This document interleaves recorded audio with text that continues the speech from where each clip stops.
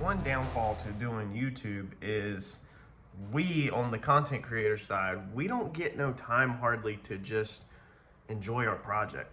So when you cover a whole build from start to finish like I'm doing, and I pretty much cover every single step, whether it's on time lapse or whether I'm explaining and then catching you up, I cover the whole build. I don't work for 2 or 3 days and then say, oh yeah, we got this done. Very rarely, never happens. So last night, Mike come over. In the previous video, you've seen that the rear end was not gonna work. So we changed directions. I decided to leave the camera down, not pick it up.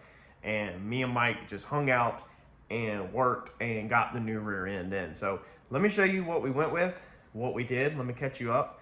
Last night, I just wanted to enjoy myself. Me and him both absolutely love working. He actually made a comment to me last night. He was like, this right here is not stressful to me. This is relaxing.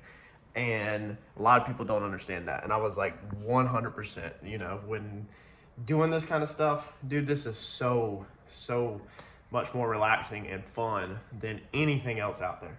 But here's what we got. Check it out. So Mike had 3 of these laying around. So we went with a Ford 9-inch. And we completely have it centered now.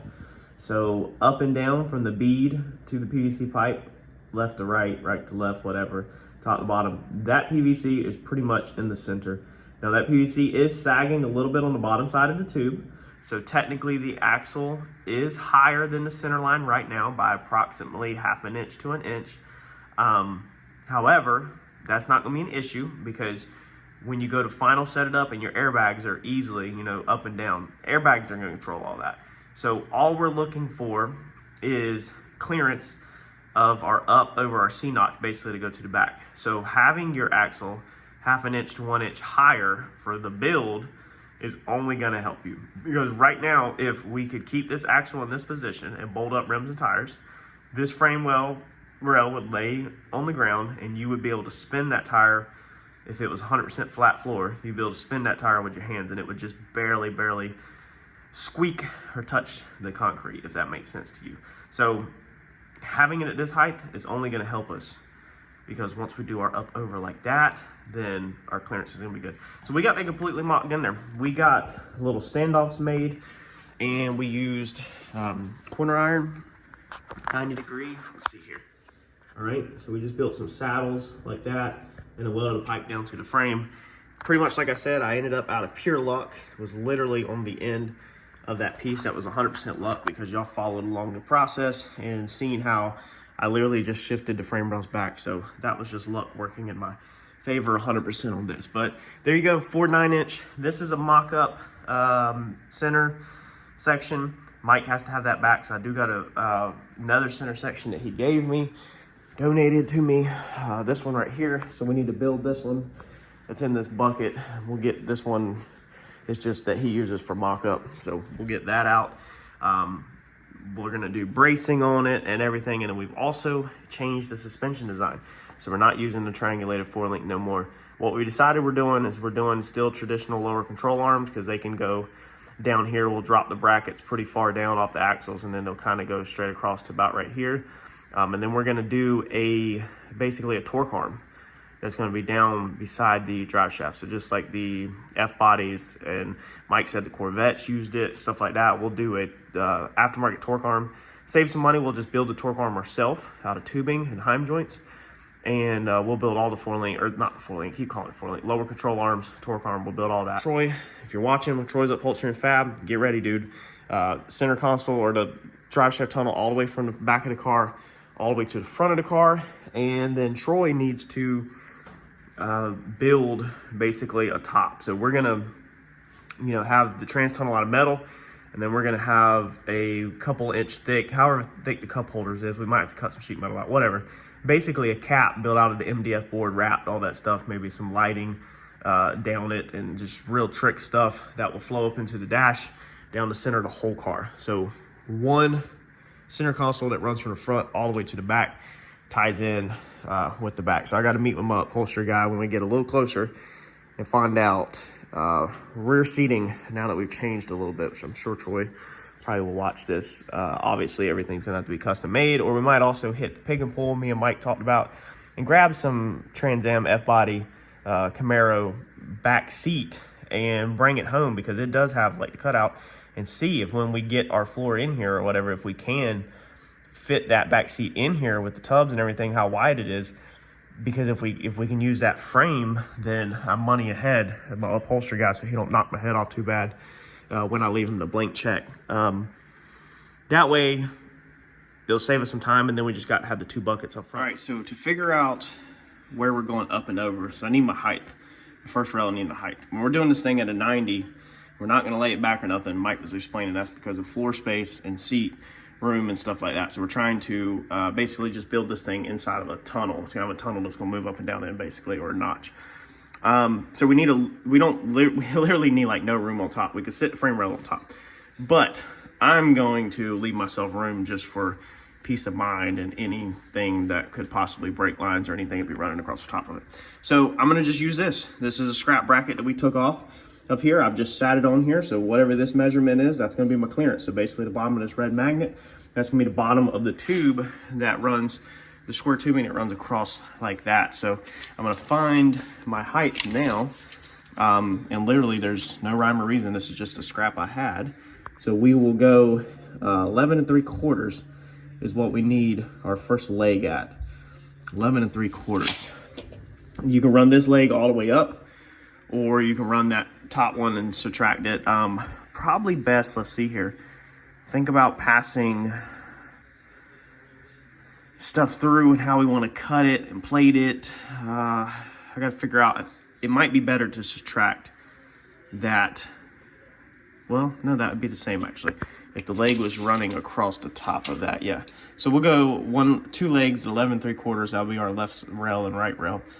And then the next leg will literally just stick out back like that. Let's cut them.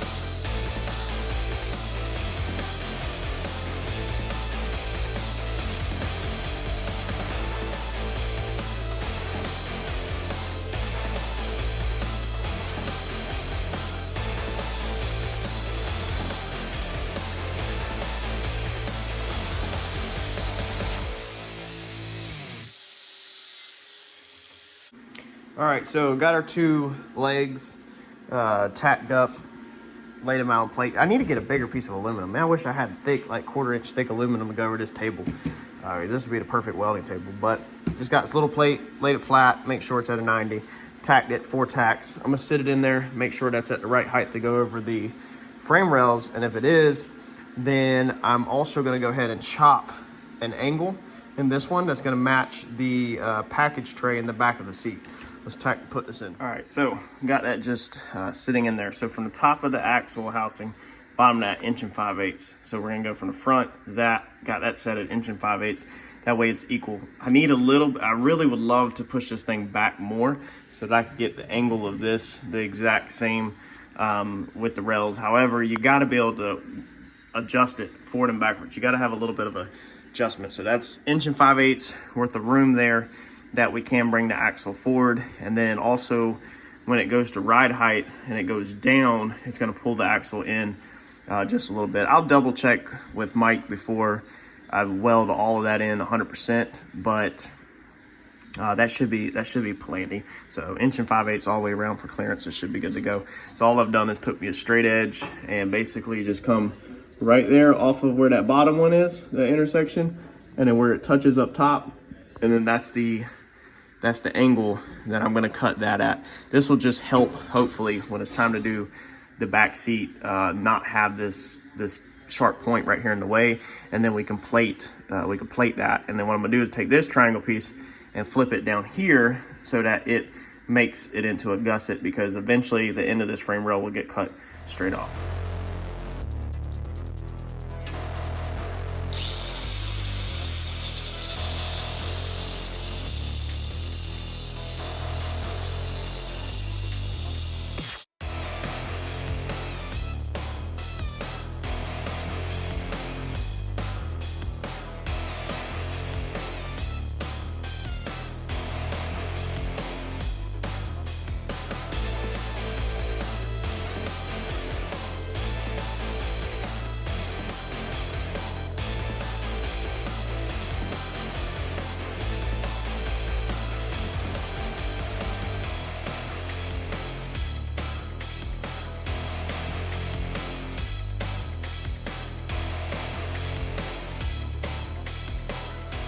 All right, she's piping hot, but she's welded.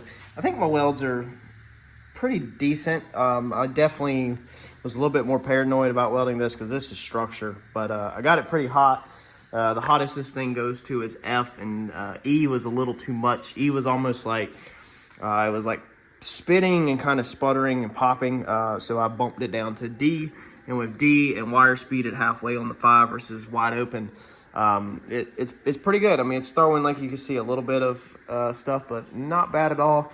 I believe I had asked y'all in the past for advice on welding the thicker stuff, and I'm pretty sure I said mess with this and don't really mess with your gas flow on the MIG, that if it's rolling good, you don't really need to mess with it. So I didn't mess with the gas flow at all, and it looks pretty good.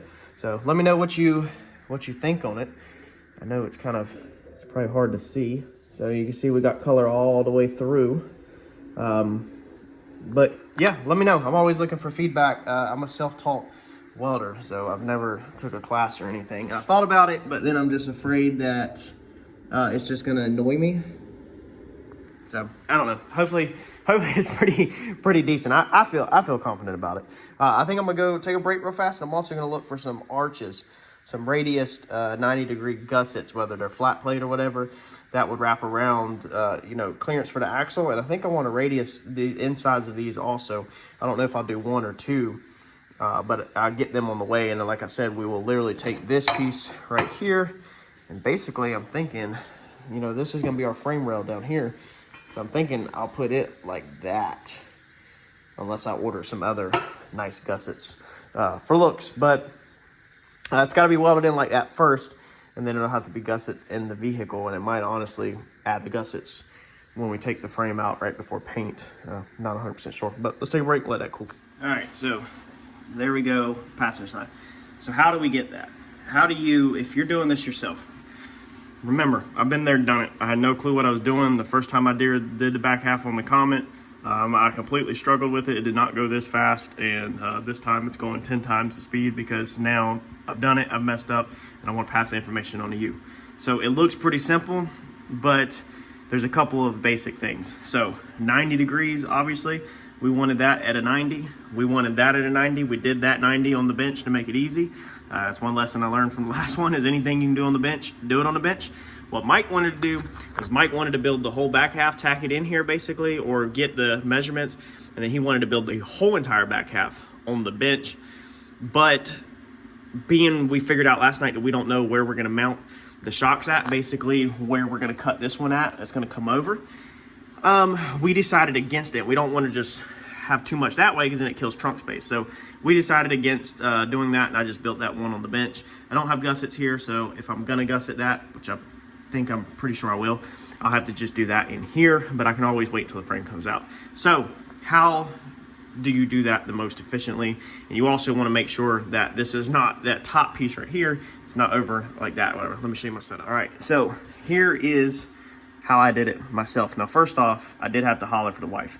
I did measure off the back to there. That's 7 inches on both sides. However, I know that one of these frame rails, I think, is 1/16 longer than the other.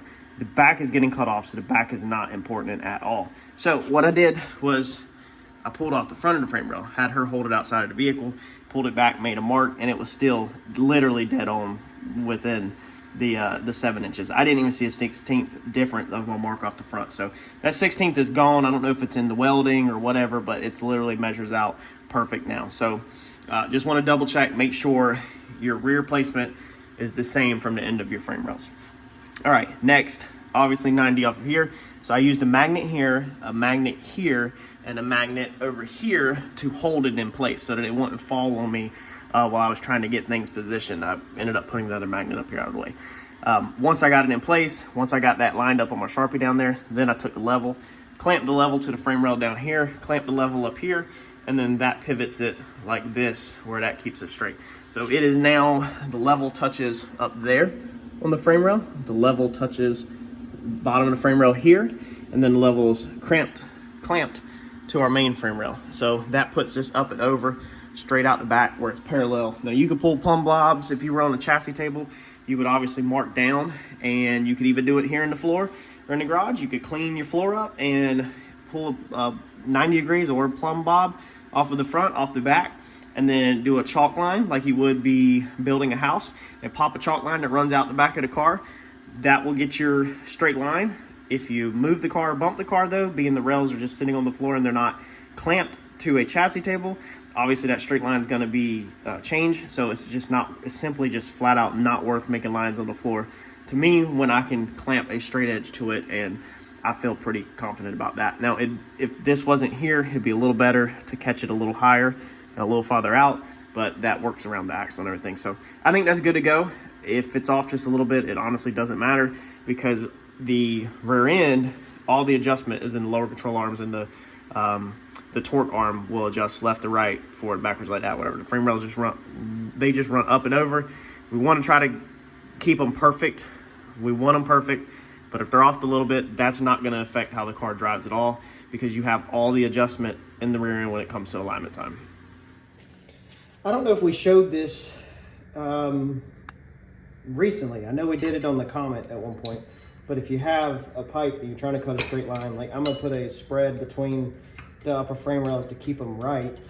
And when you don't have a chop saw and you're cutting with just a regular cutoff wheel like I am, this is a trick that you can use on any size pipe. So you can literally use this on 6-inch intercooler pipe if you have a big enough hose clamp. Just get you a hose clamp and snug it down like that.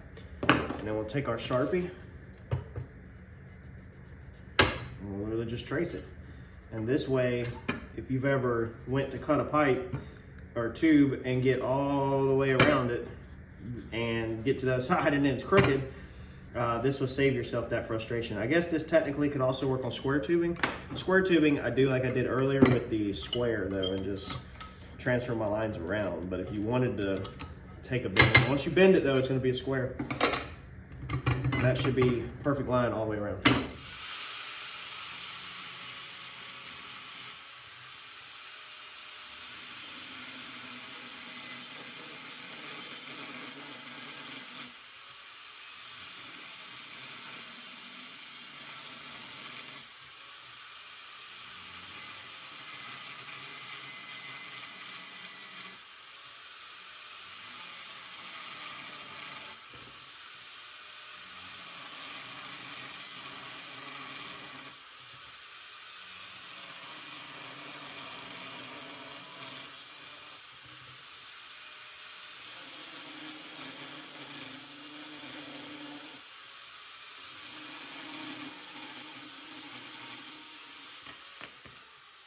All right, so there we are on our crossbar. We are crazy close, but we're good because you got to remember this is bagged position, and the axle, I just told you, the housing is about 1/2 inch too high, give or take. So, but you still got to be able to make adjustments. So hopefully that should clear. I'm pretty sure if we just put a bolt in the top and not that stud, then it'll be fine. Remember, this is bagged height. This is not ride height. This is not work on it height, you know, nothing. I mean, this axle will go way down when it's time to work on it. We're gonna have this one where it drops pretty far. Honestly, I won't be surprised if it don't drop so much that axle tube practically comes all the way to here and touches, because we have to be able to get the tires out of the fenders without taking the fenders off. So we definitely have to, a little sneak peek into our brain, when we fab up the bag system, there's gonna have to be quick disconnects for the bags so that everything just can drop down. Basically reach under, pull the quick disconnects off the bags, jack the car up by the frame, and the axle will swing way down so that the tires can come out from underneath it. That's the only way to really be able to do this look that we can come up with. I think, dude, I think that's looking freaking amazing.